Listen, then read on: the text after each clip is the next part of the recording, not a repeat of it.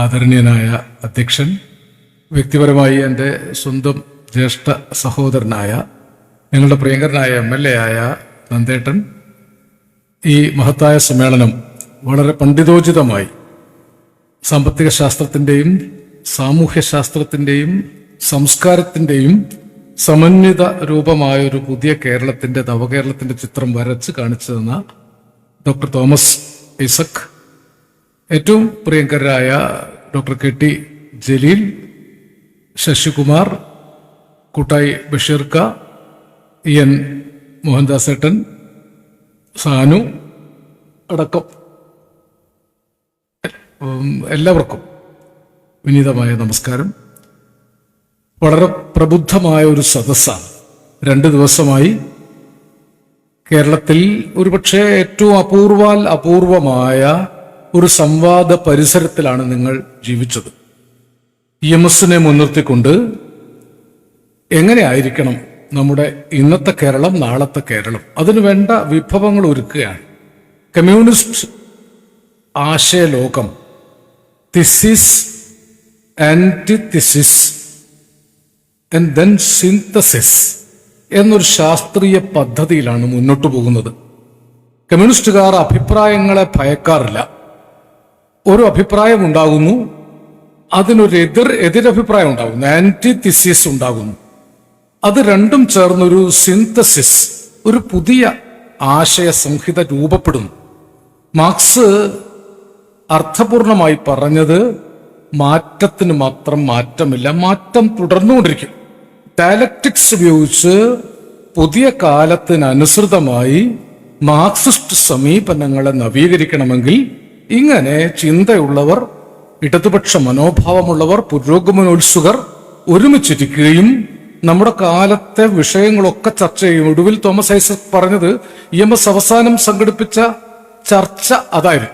ജനകീയാസൂത്രണത്തിന്റെ ഭാഗമായും പിന്നീട് ഇന്ന് നവകേരളം എന്ന് നമ്മൾ പറയുന്ന കേരള സൃഷ്ടിക്ക് വേണ്ടി EMSന്റെ നേതൃത്വത്തിൽ തിരുവനന്തപുരത്ത് നടന്ന എത്രയെത്രയോ പ്രബന്ധങ്ങൾ, ആയിരക്കണക്കിന് പ്രബന്ധങ്ങളാണ് അന്ന് അതിൽ അവതരിപ്പിക്കപ്പെട്ടത്.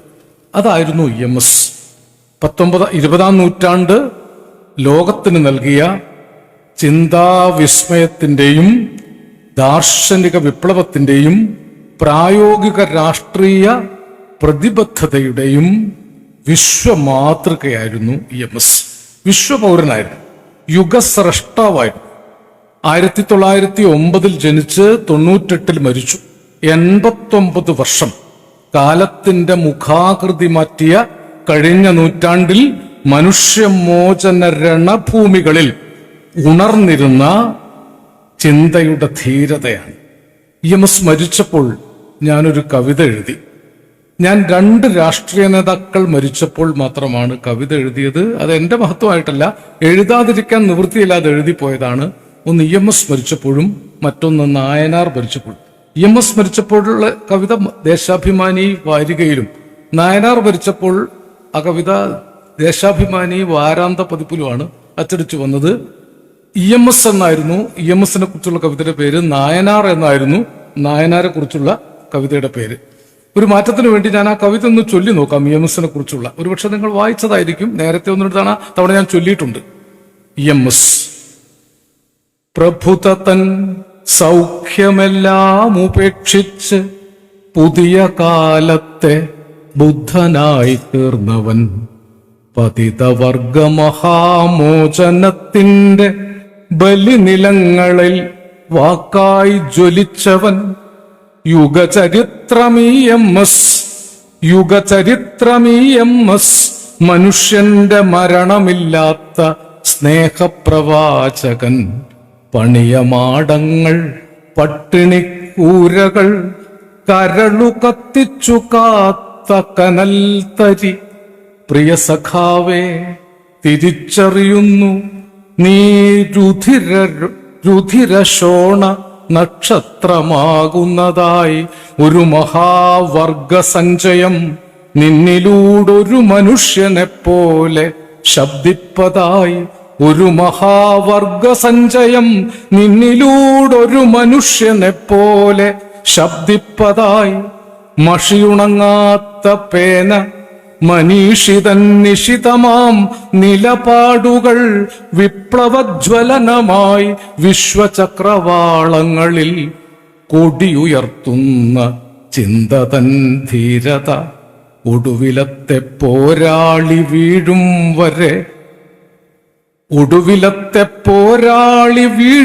വരെ സമരവർഗ ചരിത്രത്തിലുണ്ട് നീ അണയുകില്ല സഖാവേ വിശ്വസ്നേഹ ബലിനിലങ്ങളിൽ വീണൊരീ തീപ്പൊരി. ആ തീപ്പൊരിയായി ഉണർന്നിരുന്ന ജ്വാലയാണ് ഇന്നും കെടാതെ 20-ാം നൂറ്റാണ്ടിന്റെ സമസ്ത മണ്ഡലങ്ങളിലും ഉണർന്നിരുന്ന പോരാളിയാണ്. ഇടതുപക്ഷത്തേക്ക്, വർഗപക്ഷത്തേക്ക് ജ്ഞാനവിജ്ഞാന ചലനങ്ങളെ വലിച്ചടുപ്പിച്ചു. അദ്ദേഹം നല്ല എഴുത്തുകാരനായിരുന്നു. 100 കണക്കിന് പുസ്തകങ്ങളുണ്ട്. നേരത്തെ തോമസ് ഐസക് സൂചിപ്പിച്ച കേരളം മലയാളികളുടെ മാതൃഭൂമി എന്നത് കേരളത്തിന്റെ വരും കാലത്തിന്റെ മാനിഫെസ്റ്റോ ആയി ഉണ്ടായ പുസ്തകമാണ്. അതിന്റെ ഭാഗമായിട്ടാണ് ഐക്യ കേരളം രൂപീകരിക്കപ്പെടുന്നത് തന്നെ. 1921 കുറിച്ചുള്ള വിശകലനവും താക്കീതും ആയിട്ടുള്ളൊരു പഠനമുണ്ട്. 21 മലബാർ കലാപത്തെക്കുറിച്ച് ഏറ്റവും വസ്തുനിഷ്ഠമായി എഴുതപ്പെട്ട പഠനമാണ്. EMSന്റെ സാംസ്കാരിക ലേഖനങ്ങൾ പാവങ്ങൾ എന്ന കൃതിയുടെ 100ാമത്തെ വർഷമാണ്. പാവങ്ങളാണ് കേരളത്തിലെ പുരോഗമന സാംസ്കാരിക ചിന്തയ്ക്ക് വിത്തിട്ടത് എന്ന് കേരളത്തിൽ ആദ്യമായി പറഞ്ഞതും എഴുതിയതും EMS ആണ്. നാലപ്പാടന്റെ പരിഭാഷയെക്കുറിച്ച് മാതൃഭൂമി ആഴ്ചപ്പതിപ്പിൽ ഞാൻ ആ ലേഖനം വായിക്കുന്നതിന്റെ വിദ്യാർത്ഥിയായിരിക്കുന്ന കാലത്താണ് കേരളത്തിലെ എല്ലാ സാംസ്കാരിക രാഷ്ട്രീയ നാടക ചലനങ്ങളുടെയും കൂടെ 20-ാം നൂറ്റാണ്ടിനെ മനുഷ്യന്റെ നൂറ്റാണ്ടാക്കി തീർത്തത് EMS അടക്കമുള്ള കുറെ ആളുകളുടെ നിതാന്ത ജാഗ്രതയാണ്. ശ്രീനാരായണ ഗുരുവും അയ്യങ്കാളിയും, അതിനു മുമ്പ് പൊയ്കയിലപ്പച്ചനും, അതിനു മുമ്പ് അയ്യാ വൈകുണ്ഠനും, തൈക്കട്ടയ്യാവും തൊട്ട് വീട്ടി ഭട്ടതിരിപ്പാട് വരെയുള്ള നവോത്ഥാന നായകന്മാർ സൃഷ്ടിച്ച സാമൂഹ്യ പരിവർത്തനത്തിന്റെ ഒരു ചലനത്തെ രാഷ്ട്രീയമാക്കി മാറ്റാൻ ഉണർന്നിരുന്നു എന്നതാണ് EMS ചെയ്ത ഏറ്റവും വലിയ സേവനം. അവൻ ഇവനെന്ന് അറിയുന്നതൊക്കെ ഓർത്താൽ അവനിയിൽ ആദിമമായ ഒരാത്മരൂപം, അവനവൻ ആത്മസുഖത്തിനാചരിക്കുന്നവ അപരന് സുഖത്തിനായി വരേണമെന്ന് ശ്രീനാരായണ ഗുരു ആത്മോപദേശ ശതകത്തിൽ എഴുതുന്നത് ആത്മീയ ഭാഷയിലുള്ള ഒരു വർഗ സമത്വ ബോധമാണ്. 2 വർഗമില്ല, ഒരു വർഗമേ ഉള്ളൂ. വർഗരഹിത മനുഷ്യ സമൂഹത്തെ സ്പിരിച്വലായിട്ട് ഗുരു വ്യാഖ്യാനിച്ചതിനെ രാഷ്ട്രീയമായിട്ട് ജനങ്ങൾക്ക് പറഞ്ഞു കൊടുത്തത് EMS ആണ്. EMS അവരെ എല്ലാം പഠിച്ചു. വീട്ടിയുടെ കൂടെ പ്രവർത്തിച്ച ആളാണ്. വീട്ടിയുടെ ആദ്യത്തെ പ്രധാനപ്പെട്ട നാടകം അടുക്കളയിൽ നിന്ന് രംഗത്തേക്ക് എടക്കുഞ്ഞി ഇല്ലത്ത് ആദ്യമായിട്ട് അവതരിപ്പിക്കുമ്പോൾ അതിന്റെ പിന്നണിയിൽ പ്രോംപ്റ്റ് ചെയ്തത് EMS ആണ്. EMSന് സംസാരിക്കുമ്പോൾ കുറച്ച് വിക്കുണ്ടായിരുന്ന ആളാണ്. എന്നിട്ടും ആ കഥാപാത്രങ്ങൾക്ക് മുഴുവൻ പ്രോംപ്റ്റ് ചെയ്തത് EMS ആണ്. ആ നാടകം കഴിഞ്ഞ് ഉണ്ടായ ആവേശത്തെക്കുറിച്ച് ആത്മകഥയിൽ EMS എഴുതിയിട്ടുണ്ട്. അതിലൊരു കാര്യം കൂടി പറയുന്നുണ്ട്. ഞങ്ങൾ കുറെ പുരുഷന്മാർ പൂണുനൂല് പൊട്ടിച്ച് വിപ്ലവകാരികളായി, കുറെ സ്ത്രീകൾ ഘോഷ ബഹിഷ്കരിച്ച് മറക്കുട തല്ലിപ്പൊട്ടിച്ച് മോചിതരുമായി ആ നാടകത്തിലൂടെ. എന്നാൽ പൂണൂല് പൊട്ടിച്ച ഞങ്ങളൊക്കെ പിന്നീട് അത് സൗകര്യപൂർവ്വം എടുത്തുകൊണ്ട് നടന്നു. ഇന്ന് വീട്ടിലിരിക്കുമ്പോൾ പൂണൂലിടാത്ത ഒരു നമ്പൂതിരിയെയും നിങ്ങൾക്ക് കാണാൻ സാധിക്കുകയില്ല. പക്ഷെ ഘോഷ ബഹിഷ്കരിച്ച് മറക്കുട തല്ലിപ്പൊട്ടിച്ച് പുറത്തു കടന്ന സ്ത്രീകൾ ആരും തന്നെ ഘോഷയിലേക്കും മറക്കുടയിലേക്കും തിരിച്ചു പോയില്ല എന്നതാണ് വീട്ടിൽ നടത്തിയ വിപ്ലവത്തിൽ ഉണ്ടായ ഏറ്റവും മാറ്റം. ഇത് EMS ആണ് നിരീക്ഷിച്ചത്. ഇപ്പോഴും സത്യമല്ലേ? ഇപ്പോഴും അത് ഞാൻ വിശദീകരിക്കുന്നില്ല. പക്ഷെ സ്ത്രീകൾ തിരിച്ചു പോയില്ല. വീട്ടിയുടെ വിപ്ലവം, അതിനുശേഷം MRBയുടെ മറക്കുടയ്ക്കുള്ളിലെ മഹാനരകം, നമ്പൂതിരി ബില്ലിന് വേണ്ടി കൊച്ചി നിയമസഭയിൽ പാർവതി നെന്മിനിമംഗലം വാദിച്ചത് മറക്കുടയ്ക്കുള്ളിലെ മഹാനരകം എന്ന MRBയുടെ നാടകം സഭയ്ക്ക് പുറത്ത് കാണിച്ചിട്ടാണ്. EMS ആണ് അതിനെ നിയോഗിക്കുന്നത്. പാർവതി നെന്മിനിമംഗലത്തെ, ആര്യ പള്ളത്തെ, ദേവകി നെരിക്കാട്ടിരിയെ, ഇത്തരം സ്ത്രീകളെ സാമൂഹ്യ പരിവർത്തന രംഗത്തേക്ക് കൊണ്ടുവന്നതിൽ EMS അടക്കം വീട്ടിയാണ് അതിന് നേതൃത്വം കൊടുത്തത്. MRBയോടും പ്രേംജിയോടും വീട്ടിയോടും ഒപ്പം ഉണ്ണി നമ്പൂതിരി മാസികയുടെ പ്രവർത്തകനായിരുന്നു വീട്ടി. സാമുദായിക പരിഷ്കരണ പ്രവർത്തനത്തിലൂടെയാണ് EMS വന്നത്. ഓങ്ങല്ലൂർ പ്രഭാഷണം വളരെ പ്രധാനപ്പെട്ടതാണ്. സാമുദായിക പരിഷ്കരണ പ്രവർത്തനം അവസാനിപ്പിച്ച് EMS രാഷ്ട്രീയത്തിലേക്ക് വരുന്നതിന് മുമ്പ് നമ്പൂതിരി യുവാക്കളോട് പറഞ്ഞത്, പത്തായം പെറും ചക്കി കുത്തും ഉണ്ണി ഉണ്ണും എന്ന് കരുതി ഇനി ഒരു നമ്പൂതിരി യുവാവും പണിയെടുക്കാതിരിക്കേണ്ട, പട്ടിണി കിടക്കേണ്ടി വരും. പുതിയ ജോലി ചെയ്യാൻ അന്തപ്പുരങ്ങൾ വിട്ട്, അറപ്പുരകൾ വിട്ട് പുറത്തിറങ്ങിക്കോളാൻ ഓങ്ങല്ലൂരിൽ അദ്ദേഹം നടത്തിയ പ്രസംഗം ചരിത്രപ്രസിദ്ധമായ പ്രസംഗമാണ്. ഇങ്ങനെ EMS നിലനിർത്തിയ ജാഗ്രതയാണ് 20-ാം നൂറ്റാണ്ടിലെ കേരളത്തെ ഒരു ലോക മാതൃകയാക്കിയത്. ഈ നാടകത്തിന്റെ തുടക്കക്കാരൻ EMS ആണ്. 37-ൽ EMS-ഉം കെ ദാമോദരനും ചേർന്നാണ് തൃശൂരിൽ ആദ്യത്തെ ജീവൽ സാഹിത്യ പ്രസ്ഥാനത്തിന് തുടക്കം കുറിക്കുന്നത്. 37-ലാണ് ആ മീറ്റിംഗ്. എഴുത്തുകാരെ, നിങ്ങൾ ആരുടെ ചേരിയിലെന്ന് മാക്സിം ഗോർക്കി വിളിച്ചു ചോദിച്ചതിന്റെ ഭാഗമായി പ്രേംചന്ദിനെ പോലുള്ള എഴുത്തുകാർ ഇന്ത്യയിൽ പുരോഗമന സാഹിത്യ പ്രോഗ്രസീവ് റൈറ്റേഴ്സ് അസോസിയേഷൻ PWA ഉണ്ടായതിന്റെ തുടർച്ചയായിട്ട് കേരളത്തിലെ എഴുത്തുകാരെ സംഘടിപ്പിക്കുന്നത് EMS മുൻകൈ എടുത്തിട്ടാണ്, കെ ദാമോദരന് മുൻകൈ എടുത്തിട്ടാണ്. അതാണ് പിന്നീട് പുരോഗമന കലാസാഹിത്യ സംഘമായിട്ട് മാറിയത്. ആ കാലത്ത് കേരളത്തിലെ എല്ലാ മേഖലയെയും മതനിരപേക്ഷമായ മാനുഷികതയിലേക്ക് നയിക്കുന്നതിൽ EMS കാണിച്ച ജാഗ്രത, അതാണ് ഇപ്പൊ നേരത്തെ നന്ദേട്ടൻ പറഞ്ഞൊരു കാര്യം. ആരെന്ത് സാമൂഹ്യ വിരുദ്ധമായ ഒരു കാര്യം എവിടെ ചെയ്തോ അതിനെ അപ്പോൾ തിരുത്താൻ EMS ഉണ്ടായിരുന്നു.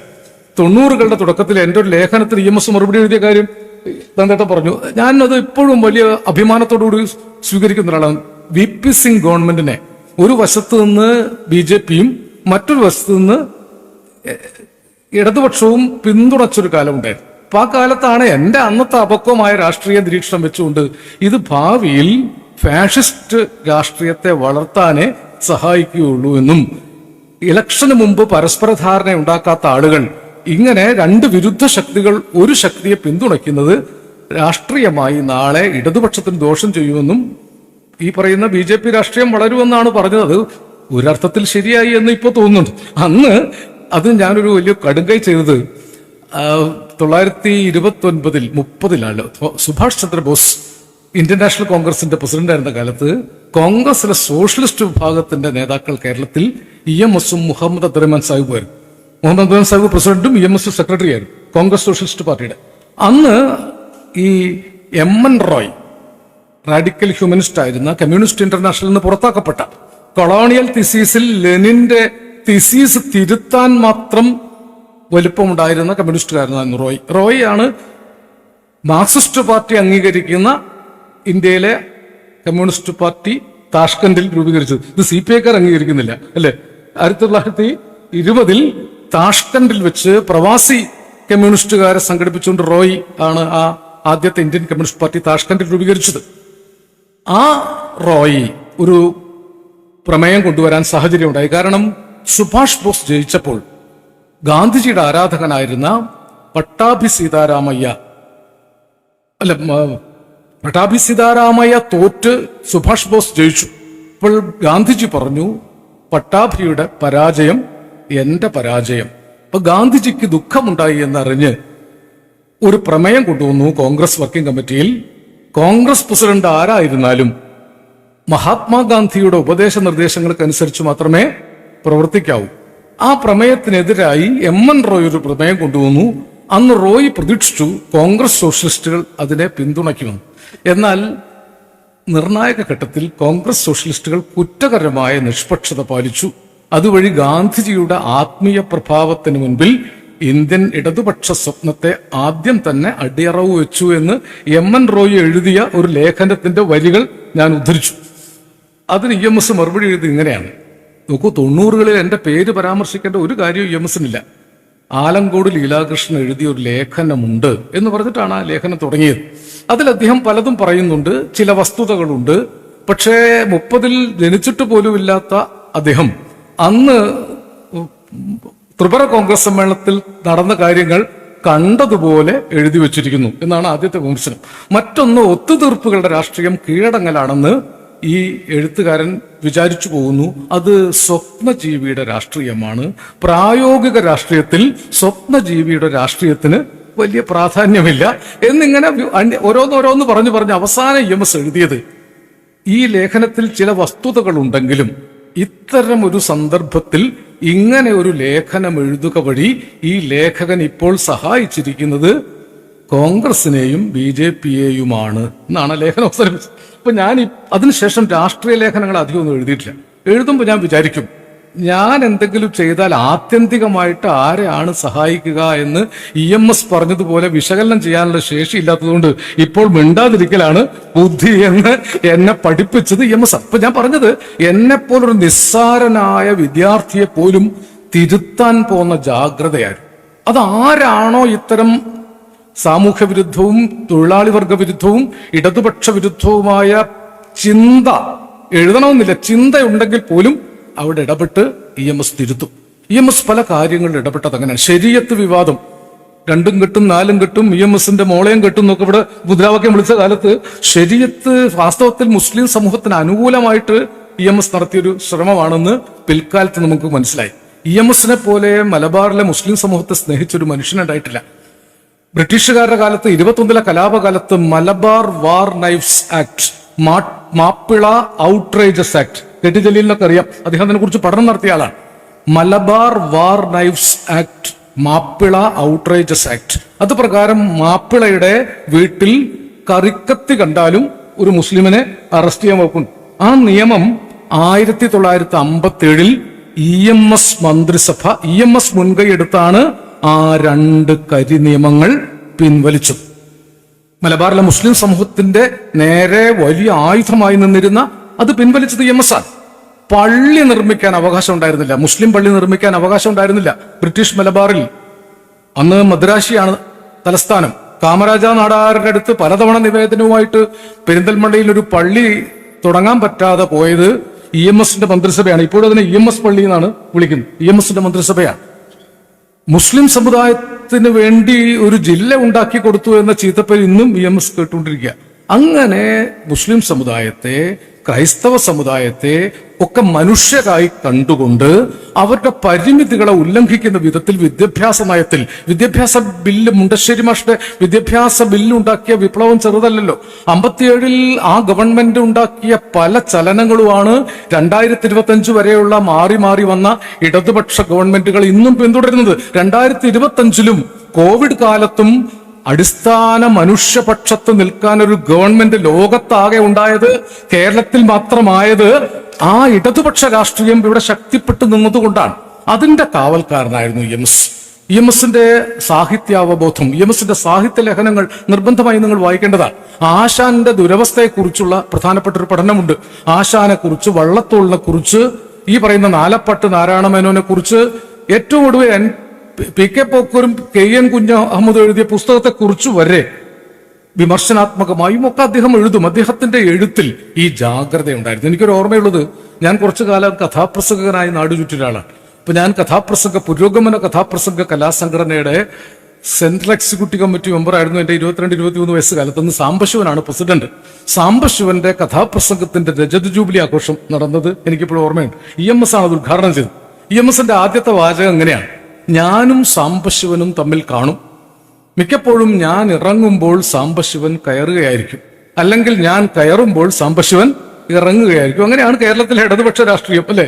മിക്കവാറും കഥാപ്രസംഗകർ കഥ പറഞ്ഞു കൂട്ടിയ ആളുകളോട്, പാട്ടുകാർ പാട്ടുപാടി കൂട്ടിയ ആളുകളോട്, നാടകക്കാർ നാടകം കളിച്ചു കൂട്ടിയ ആളുകളോടാണ് രാഷ്ട്രീയ നേതാക്കൾ രാഷ്ട്രീയം പറഞ്ഞത്. എനിക്കിപ്പോഴും പരസ്യത്തൊന്നൊരു തമാശ. കോഴിക്കോട്ടൊക്കെ മാനാഞ്ചിറയിൽ EMSും AKGയും ഒക്കെ പ്രസംഗിക്കാൻ വരുമ്പോൾ കോഴിക്കോട് അബ്ദുൽ ഖാദറും ബാബുരാജും മച്ചാട്ട് കൃഷ്ണനും മച്ചാട്ട് വാസന്തിയും ഒക്കെ പാട്ടുപാടും. ഓരോ പാട്ട് പാടി കഴിഞ്ഞാൽ അനൗൺസർ പറയും, ഇനി നമ്മുടെ രാഷ്ട്രീയ നേതാക്കന്മാർ സംസാരിക്കും, ആരും പിരിഞ്ഞു പോകരുത്, പ്രസംഗങ്ങൾ കഴിഞ്ഞാൽ വീണ്ടും ബാബുക്കായും ഖാദർക്കായും വാസന്തിച്ചയും പാട്ടുപാടുന്നതായിരിക്കും. അങ്ങനെ പുട്ടിന് തേങ്ങ ഇടുന്നത് പോലെ അപ്പുറത്തിപ്പുറത്തും തേങ്ങ ഇട്ടിട്ടാണ് നടുക്ക് നമ്മൾ രാഷ്ട്രീയ പ്രവർത്തനം നടത്തിയത്. ഈ ജാഗ്രത ഏറ്റവും ആഴത്തിൽ തിരിച്ചറിഞ്ഞൊരു നേതാവായിരുന്നു EMS. ഏറ്റവും കൂടുതൽ കലാകാരന്മാരെ തിരിച്ചറിഞ്ഞ ആളാണ്, എഴുത്തുകാരെ തിരിച്ചറിഞ്ഞ ആളാണ്. ഇപ്പൊ സാംബശിവൻ പ്രതിദാനം ചെയ്യുന്ന ഒരു സാമൂഹ്യ രാഷ്ട്രീയത്തെയാണ്.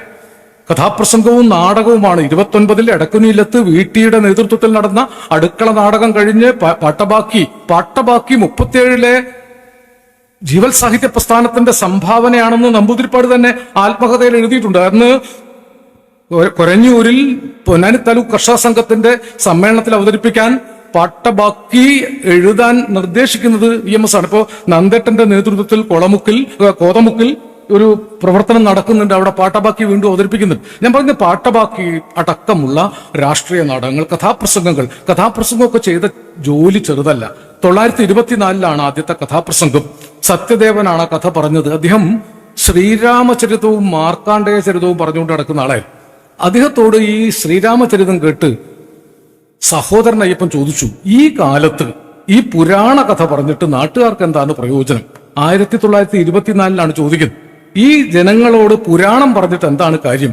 ഈ പ്രതിഭ ചോദിച്ചു താങ്കൾ കുമാരനാശാൻ എഴുതിയ ചണ്ടാല ഭിക്ഷുകി അവതരിപ്പിക്കുകയാണെങ്കിൽ ജാതി വ്യവസ്ഥക്കെതിരായിട്ടുള്ള ഒരു പോരാട്ടമായിട്ട് അത് മാറില്ലേ? അങ്ങനെയാണ് ജാതി വ്യവസ്ഥക്കെതിരായിട്ടുള്ള പോരാട്ടമായിട്ട് കഥാപ്രസംഗം ചണ്ടാല ഭിക്ഷുകി അവതരിപ്പിച്ച് തുടങ്ങുന്നത്. നോക്കൂ, അന്ന് ശ്രീരാമചരിതം മാറ്റി വെച്ചിട്ടാണ് ചണ്ടാല ഭിക്ഷുകി എടുത്തത്. 101 വർഷം കഴിഞ്ഞ് 2025 കേരളത്തിൽ ശ്രീരാമചരിതം എല്ലാ നിലയ്ക്കും എടുത്തു വെച്ച് ചണ്ടാല ഭിക്ഷുകിയെ മാറ്റിവെക്കുന്ന അവസ്ഥയിലേക്ക് മാറുന്നത് EMS പോലുള്ള ജാഗ്രതയുള്ള ആളുകളുടെ അഭാവമാണ് എന്ന് ഞാൻ പറയുമ്പോൾ ആരെയും കുറ്റപ്പെടുത്താനല്ല. ഈ ജാഗ്രതയാണ് ഇടതുപക്ഷ ജാഗ്രത.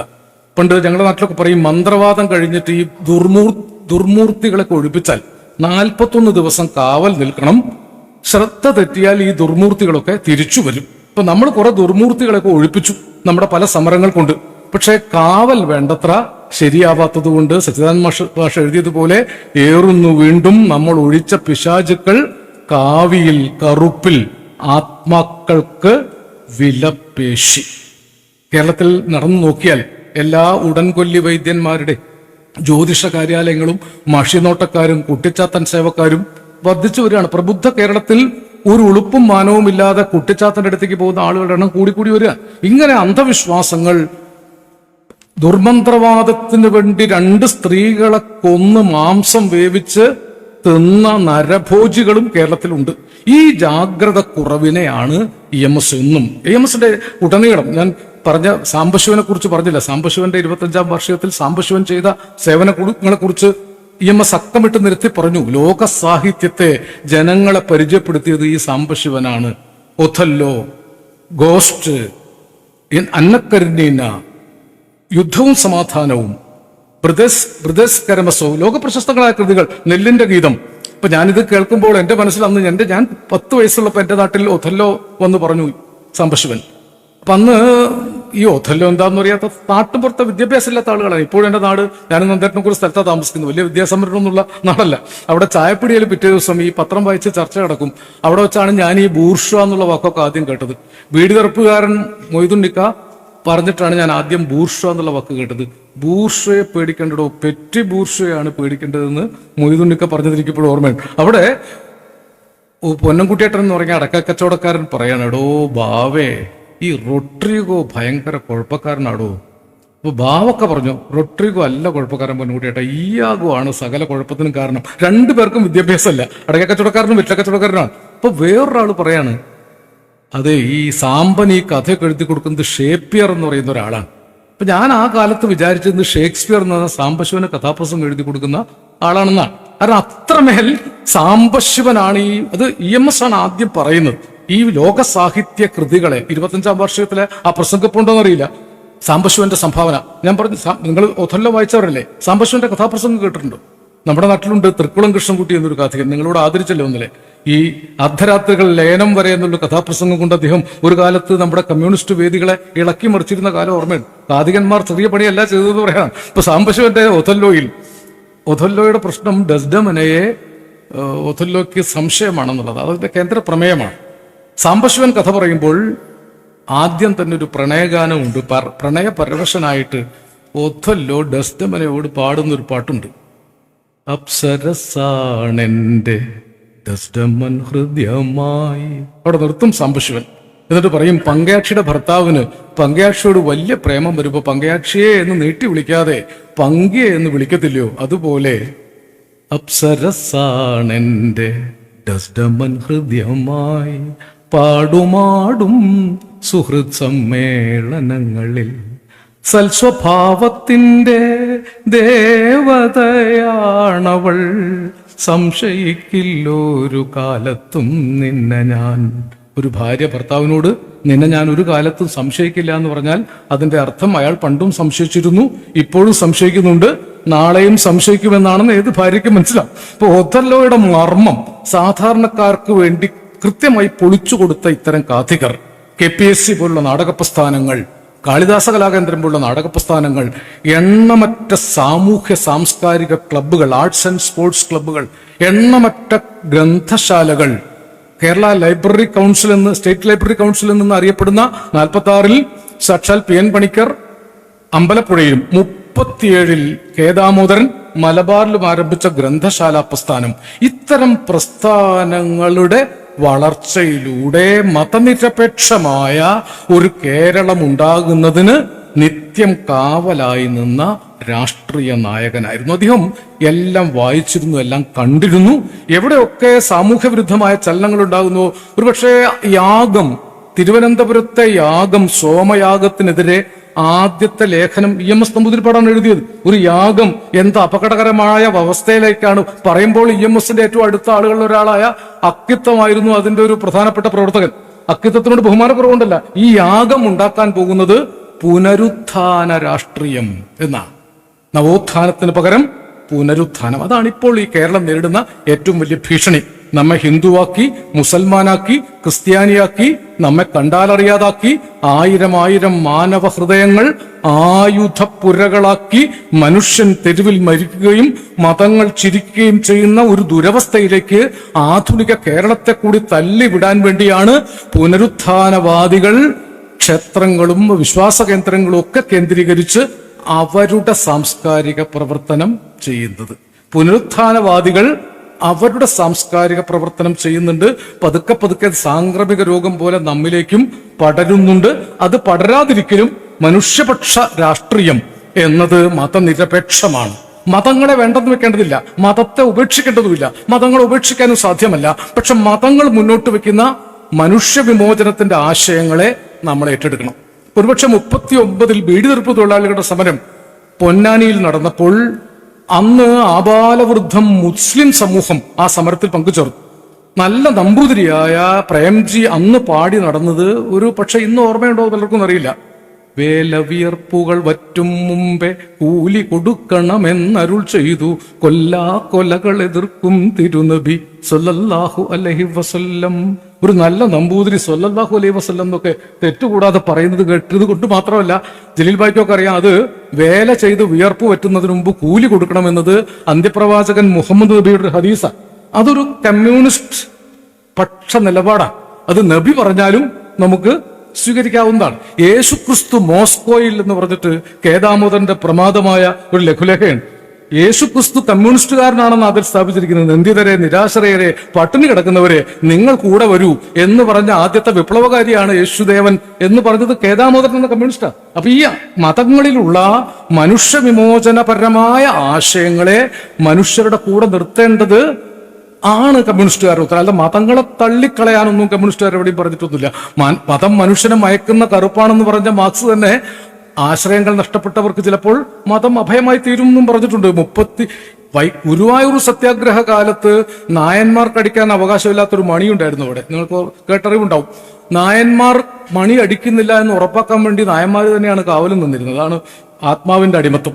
അവിടെയാണ് കൃഷ്ണപിള്ള എന്ന നായർ പോയിട്ട് ആ മണി അടിച്ചത്. ആ മണി അടിച്ചപ്പോൾ കൃഷ്ണപിള്ളയെ അടിച്ചു വീഴ്ത്തി അനവധി നായന്മാർ പുറത്ത് വൈക്കോക്കുണ്ടയെ തല്ലുന്നത് പോലെ തല്ലിയപ്പോൾ അന്ന് കൃഷ്ണപിള്ള പറയാനിട വന്ന അൺപാർലമെന്ററി ആയ ഒരു വാചകം നിങ്ങൾക്കറിയുണ്ടാവും.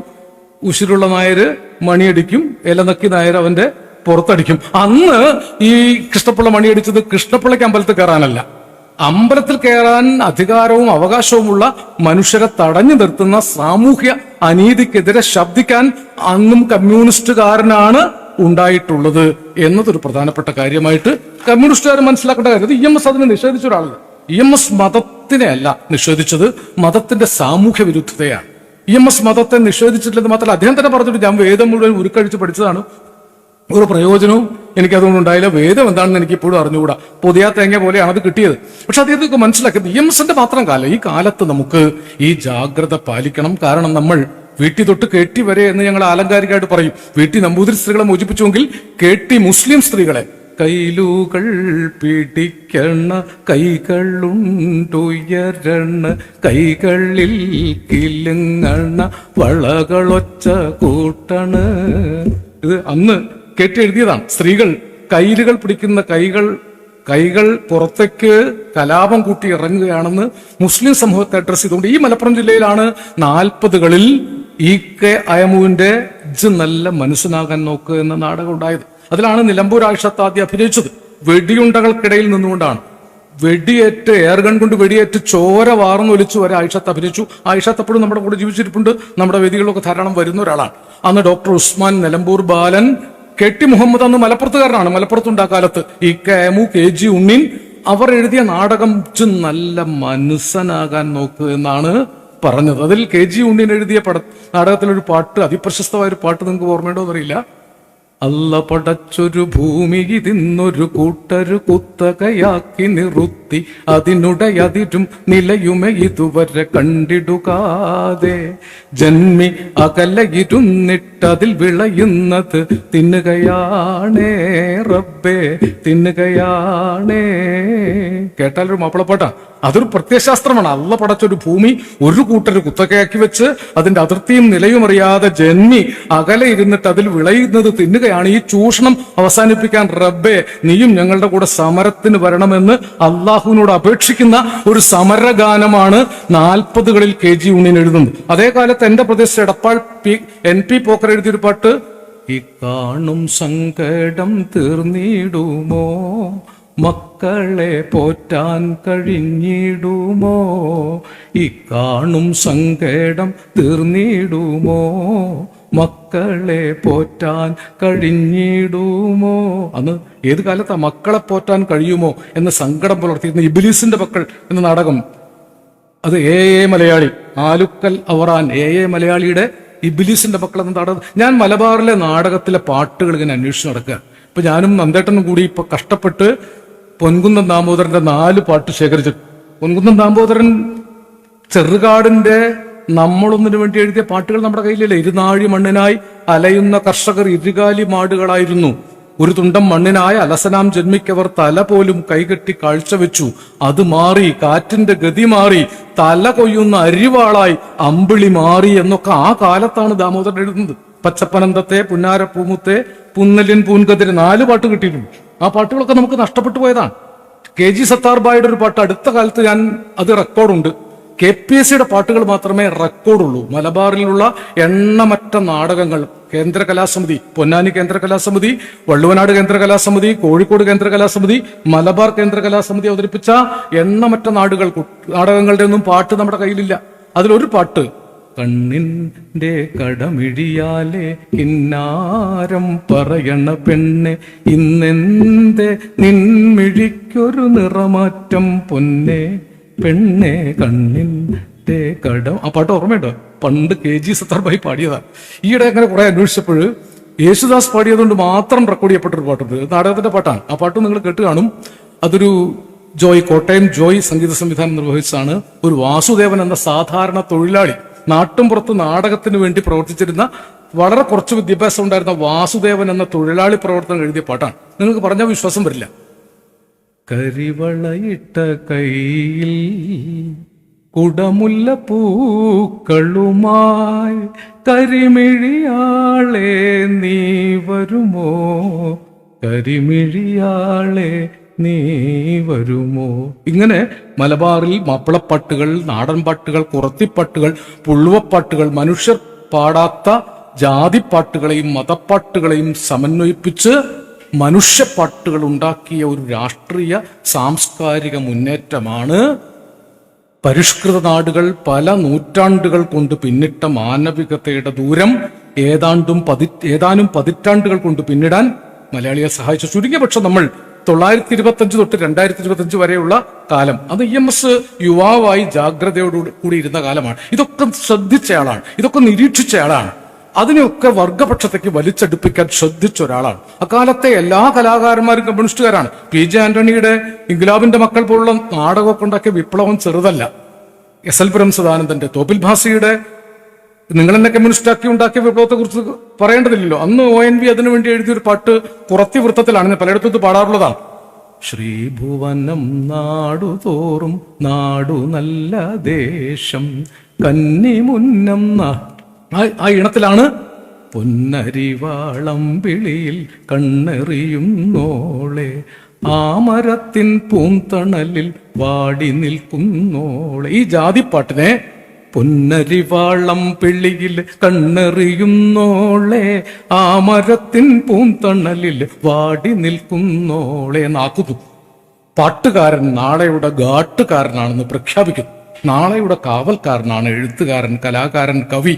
അന്നന്നത്തെ കൂലിക്ക് വേണ്ടി, അവാർഡിനു വേണ്ടി നീട്ടപ്പെടുന്ന മുതലാളിത്തം വെച്ചു നീട്ടിത്തരുന്ന ഔദാര്യങ്ങൾക്ക് വേണ്ടി കലയെ, സാഹിത്യത്തെ വിൽക്കുന്നവനല്ല മനുഷ്യപക്ഷ കലാകാരൻ എന്ന ബോധം ആവർത്തിച്ച് കേരളത്തിലെ സാംസ്കാരിക രംഗങ്ങളിൽ ഉറപ്പിച്ചവരിൽ EMS-ഉം കേദാമോദരനും അച്യുതമേനോനും ഒരുപാട് ആളുകളുണ്ട്. അവരുടെ ജാഗ്രതയായിരുന്നു, ആ കമ്മ്യൂണിസ്റ്റ് ജാഗ്രതയാണ് ഇന്നിപ്പോൾ തരം കിട്ടിയാൽ, പുനരുത്ഥാനത്തിന് വാഴ്ത്തുപാടിയാൽ എന്തെങ്കിലും കേന്ദ്രത്തിൽ നിന്ന് കിട്ടുമോ എന്ന് കാവലിരിക്കുന്ന ആളുകളായി. വാഴ്ത്തുപാടിയാൽ കിട്ടും കേട്ടോ, വെറുതെ ഒന്നും വേണം. നിങ്ങൾ ഈ പത്മശ്രീ ഒക്കെ കിട്ടുന്ന ആളുകളെ ലിസ്റ്റ് എടുത്ത് നോക്കിയാൽ മതി.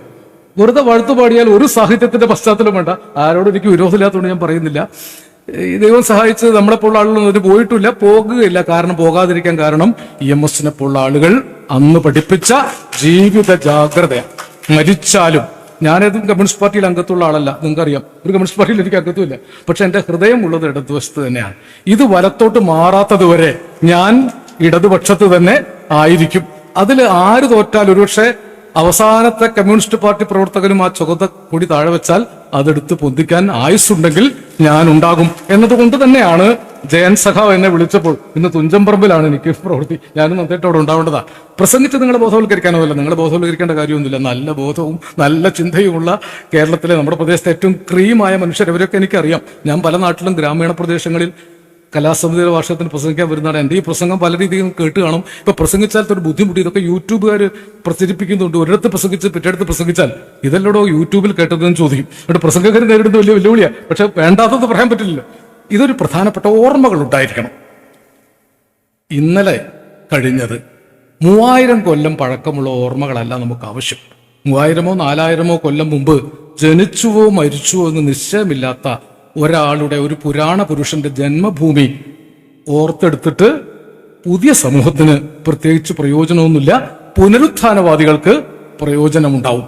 നമുക്ക് സമര പുളകങ്ങൾ തൻ സിന്ദൂരമാലകൾ ചാർത്തിയ ഒരു കാലത്തിന്റെ KPSC-യുടെ പാട്ടുകളെ കുറിച്ച് തന്നെ ഒരു ഗവേഷണം ആവശ്യമാണ്. ഞാൻ ഈയിടെയാണ് ചിലതൊക്കെ കണ്ടുപിടിച്ചത്. തിന്തക്കൻ തെയ്യക്കൻ തെയ്യാരോ തക തെയ്യക്കൻ തിന്തക്കൻ തെയ്യാരോ, തിന്തക്കൻ തെയ്യക്കൻ തെയ്യക്കൻ തിന്തക്കൻ തിന്തക്കൻ തെയ്യക്കൻ തെയ്യാരോ എന്നൊരു കർഷക മെതിപ്പാട്ടാണ്. ചെപ്പ് കില്ലുക്കണ ചങ്ങാതി നിന്റെ ചെപ്പ് തുറന്നൊന്നു കാട്ടൂലേ, മിന്നണതെന്താണ് അയ്യ നല്ല കുന്നിക്കുരുമണി പൊന്മാല. ആ കാലത്താണ് അധ്വാന പാട്ടുകൾ, തൊഴിലാളി പാട്ടുകൾ ജനകീയ ഗാനങ്ങളായിട്ട് വന്നത്. എത്രയോ പാട്ടുകൾ. ഇല്ലിമുള്ളം കാടുകളിൽ ലല്ലലല്ലം പാടി വരും തെന്നലേ തെന്നലേ, അല്ലിമലർ കാവുകളിൽ വല്ലികളിലൂയലാടും തെന്നൽ. ഈ പാട്ടുകളൊക്കെ നിങ്ങൾ നോക്കിയാൽ അതൊക്കെ ഏതെങ്കിലും നാട്ടുപാട്ടുകളാണ്.